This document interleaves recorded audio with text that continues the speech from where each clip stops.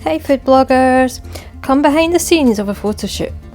I shoot recipe images for food bloggers, and this one is for a levitating ice cream cone shoot. The ice cream, lots of ice cream, is scooped up and put back in the freezer a day if not more before the shoot. Beforehand I am having some practice runs at getting this levitating cones right, using some Turkish kebab sticks and some faux eggs to mimic or stand in for the ice cube. Ice cream, that would be even worse. We're actually having a heat wave just now, or at this point even in Scotland. So I'm setting up the backdrop, and this here to hold the cones, it's a soldering iron kit thing. These bendy arms and as a really heavy base, hold the cone at the base with white tack, and I'm having to counterbalance the cones here as well, and I'm bringing in the newer Speedlight and a 90cm Octobox softbox. And this is an idea of how it'll look, but as you can see on the right hand side it was slightly too dark, so I brought in some white bounce cards on the right and it gives us nice light there, but I want some more light at the front, so I could bring in a second Speedlight. That's better. With that pretty cool shadow from the cone. I was also to get a shot with my hand grabbing for the ice cream.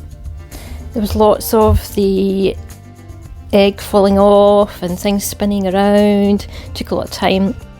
But rather than using Photoshop and doing them all separate in layers, I wanted to do it the hard way and push myself, with only using Lightroom to remove the sticks.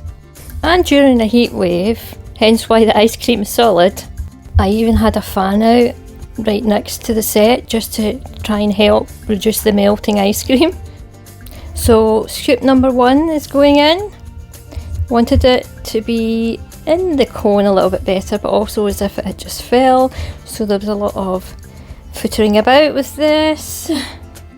Then on to scoop number 2 coming out, plus a lot of balancing. Then on to cone number 3, which didn't want to play, and of course more balancing. This one really was wanting to play up. Remove the paper, then what happens? It falls off, so back into the freezer again. Some more practice this time with heavier plums, but still it wants to turn. Eventually we get the second try with the completely frozen ice cream and cones. Get everything out, make the scoop look better. Struggling to get it back on. You can see how strong the fan is there, but things are still melting. And finally we have the first shot. Now it's a case of repeating it all as quickly as I can. Here I'm trying to get the ice cream to melt where I want it, getting the ice cream on with the sprinkles this time, when the clips want to unscrew, and I had to just quickly go as quick as I could, get the shots. Then all the clearing up. Shot number 2 with the sprinkles.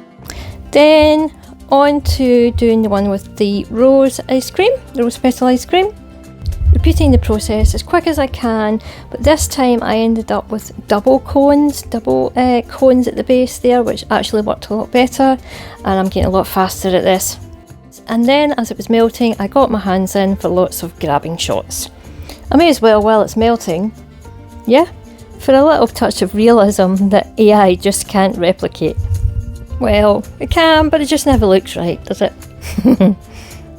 And then I had a big mess to clean up. Now that's another reason for hiring me. I do all the cooking and the cleaning.